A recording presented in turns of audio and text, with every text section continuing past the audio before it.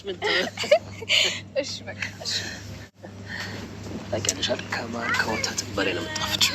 እሺ በቃ ይሁንልህ። ማርያም ዋንድ ጥያቄ ልጠይቅሽ። ሰገን ማለት ምን ማለት ነበር ያልሽ? ሰገን ማለት ገነት አካባቢ የሚገኝ ወንዝ ማለት ነው። አንቺ የገነት ወንዝ ነሽ? አዋ ስራችንን ስንጨርስ ግን እሄዳለሁ። እሺ እኔ የምልህ ወቂ እዚህ ውስጥ አለች ያልካት ልጅ ፎቶ ምናምን አላነሳችኋትም እንዴ? አይ አላነሳሁትም። ቆይ ለምንድን ነው ስለ ልጅቷ በጣም ማወቅ የፈለግከው? እኔ ሁልጊዜም ከተበደሉት ጎን ነኝ። የተበደለ ሰው በጣም ወዳለሁ። አንድ ፎቶ አለ እንዴ? ከየት አገኘሽ? መቼ አንስተሽው ነው? ባለፈው ነው ስታወሩ ያነሳኋችሁ። እስኪ አቅብኝ አምጪ።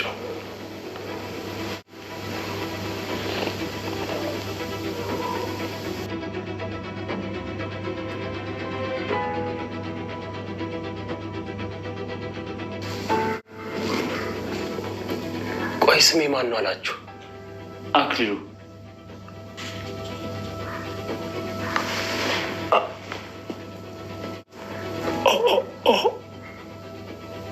ምንድን ነው? ጀግናው መድብል ዛሬ እንግዲህ ከ10 ምናምን አመታት በፊት ገላሃታል የተባለችው እጮኛውን ሳይገላት ገላሃታል፣ ሙታለች፣ ቀብሯ ይሄ ነው ብለው የአበባ ጉንጉን እንዳስቀምጥ ያደረጉትን የስንት ዘመን ፍቅረኛውን የሚወዳትን ስቲል እስካሁን ድረስ ከስር ከተፈታ እንኳን በኋላ ሊያገኛት ያልፈለገውን ሰገንን ዛሬ የሚያገኝበት መንገድ የተመቻቸ ይመስላል ማለት ነው። ውድ ቤተሰቦቻችን ይሄም እንግዲህ በነሞገስና ሉላ አማካኝነት በተለይ ስፔሻሊ በሞገስ ንብረቱን እንግዲህ በዚህ በጨካኝ ባረመኔ ሰውዬ ስለተቀማ ገንዘቡን ለማስመለስ ግዴታ ወደ በገዛ ቤቱ ተከራይ ሆኖ መግባት ስለነበረበት ኤፍራታንና መርዞ ድላላውን በመያዝ እዚህ ግቢ ተከራይተው ተቀምጠዋል ማለት ነው።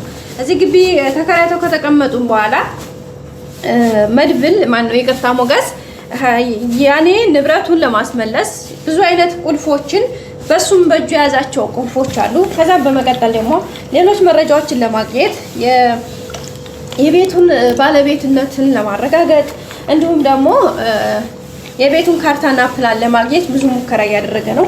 የቤቱን ካርታና ፕላን ለማግኘት ወይም ደግሞ ሌሎች መረጃዎችን ለማግኘት ወደዚህ ቤት ሲገቡ መጀመሪያ ከሩቁ ነው ድምጽ ይሰሙ ነበር። የምታለቅስ፣ የምትጮህ፣ የምትጨነቅ የአንዲት ሴት ነፍስ ይሰሙ ነበረ። ድምጿ ይሰማ ነበርና በመጨረሻ በባለፈው እንግዲህ ከመርዞ ጋር ገብተው ነበረ ቤቱን ሰብረው ወደ ኤፍራታ ጋር ኤፍራታን ከኔ ጋር ነው የምታድረው ብሎ 100,000 ብር ለመርዞ ደላላው ከፍሎ ሰውየው እንግዲህ ወደ ኤፍራታ ጋር ሲሄድ እነሱ ቤት ገብተው ነበረ። እሷንም አስወጥተዋት ነበረ። ግን ድጋሜ እሱ ደርሶ ወደ ነበረችበት ተመልሳለች። እነሱም እንግዲህ ምንም ያልተፈጠረ እንዳላወቁ አድርገው ለማምለጥ ችለዋል ማለት ነው። ውድ ቤተሰቦቻችን እንግዲህ የዛ ሰዓት ያምልጡ እንጂ አሁን ላይ ድጋሜ ሌላ ፕሮሰስ በተለይ ሞገስ ድጋሜ እንግዲህ ወደዚህ ቤት ገብቶ ነበረ።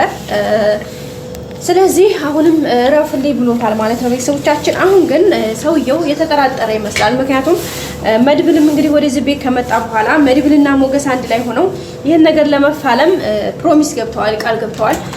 ይህን ነገር ለማድረግ እነሱ ሲመካከሩ አንዳንድ ነገሮችን ሲያደርጉ ሉላ እንዲታማልለውና እሱ ወደ ሉላ ጋር እንዲሄድ በተለይ ደግሞ ከዚህ ከግቢ እንዲወጣ ዋና ትኩረታቸው ከዚህ ከግቢ በፍጹም አይወጣም እና ከግቢ ወጥቶ የተወሰነ ሲንቀሳቀስ በዛች በወጣባት ክፍተት አንደኛ የመጀመሪያው ልጅቷን ሰገንን ማውጣት ነው። ሁለተኛ ደግሞ መረጃዎችን ይዞ መውጣት ነው። የመጀመሪያው እንግዲህ እንዳልኳችሁ ሰገንን ማዳን ነው። ሰገን ማን እንደሆነች እንትና መድብል አያውቅም። ሞገስ ግን ያው አይቷታልም። ስላያትም በጣም የምታሳዝን ሴት ምናምን ብሎ እንግዲህ ታሪኳ ምናምን የተወሰነ ያለችበት ሁኔታ ነግሮታል። እና ምን አለች ሲለው ያው እንግዲህ እንደሰማችሁ ሰገን የመጀመሪያ አካባቢ ላይ አደራ በቃ በነፍስም በስጋ ፋረድሃለሁኝ፣ ጥለኸኝ እንዳትተወኝ፣ እንዳትረሳኝ በማለት እንግዲህ የተማጽኖ ድምፅ ስታሰማ ነበረ የነበረው ሰገንና የሚገርመው ደግሞ አሁን ሰገን ማናት ተብሎ ሲታወቅ ሰገን የመድብል የድሮ ፍቅረኛው እጮኛው ናት። ምክንያቱም ሰውየውም እንግዲህ እንደዛ እያለ ከሷ ጋር እያወራ ነበርና ሰገንም የሚገርሙ መድብልን እስቲል አረሳችው።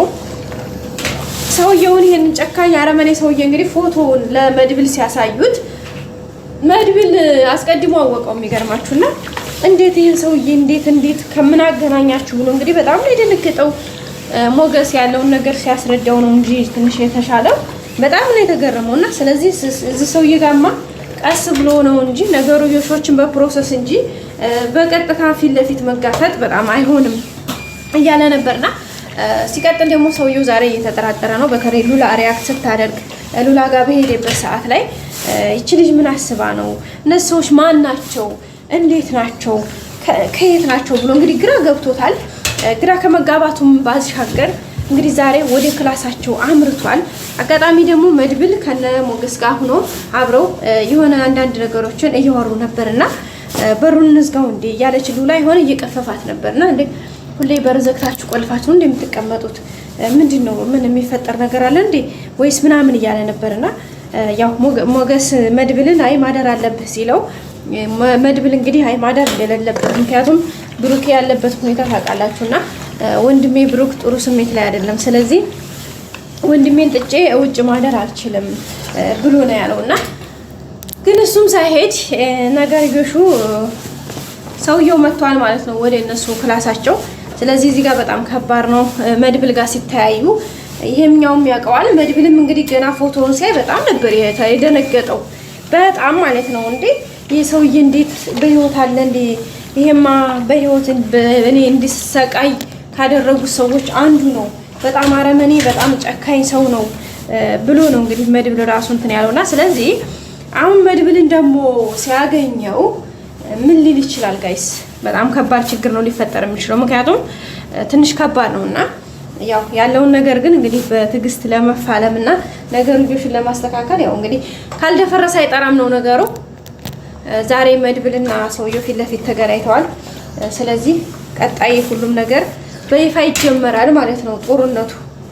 ያው እነሱም አሁን ላይ ፕሮሰሱን ያው በዛ ላይ ስለነቃባቸው እሱም ግራ ተጋብቶታል። በተለይ የሉላ ሪአክሽን በጣም ግራ ጋብቶታል። በፊታቺ እሱ ወደ አጠገቧ እንኳን ሲመጣ እንዴት ፈርታው ተንቀጥቅጣ እንትን ስትል የነበረች ሴት አሁን በዚህ ላይ በነፃነት እሱን ስታወራው ፈገግ ብላ ስታየው በዛ ላይ ደግሞ የሐረካቷ የሆነ የምታሳየው ሪአክሽን በጣም ልዩ ነበርና በቃ ያ ነገር ግራ ጋብቶታል። እነዚህ ሰዎች ማን ናቸው? እንዴት ዛሬ እንደዚህ ተረጋግታ ልታወራኝ ቻለች ብሎ ራሱን እየጠየቀ ነበር።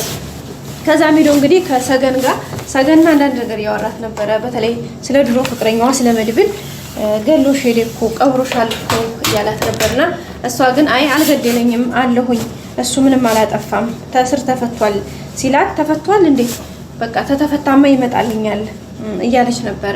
ምክንያቱም ድሮ ብትሞች እንኳን ከሞትን አስነሳሻለሁ ብሎ ፕሮሚስ ገብቶላት ነበርና ያንን ቃል እያስታወሰች እሱም ደግሞ ወደኋላ ከ10 ምናምን ዓመታት በፊት የነበራቸውን የፍቅር ጊዜ የገባላትን ቃል ኪዳን ብዙ ነገሮችን ያወሩትን ነገር ወደኋላ መለስ ብሎ ሲንተ ሲል በጣም ውስጡ በጣም እየታመመ ነበረ እና ያን ነገር ለማስተካከል እንግዲህ ወደፊት መጥቷል። ቀጣይ በአዲስ ቪዲዮ እንገናኝ። ሼር፣ ላይክ፣ ሰብስክራይብ አድርጉ። ከኔ ጋር ስለሆናችሁ እስካሁን አመሰግናለሁ። ወዳችኋለሁ። ውድ ቤተሰቦች ላይክ አይረሳ ባይ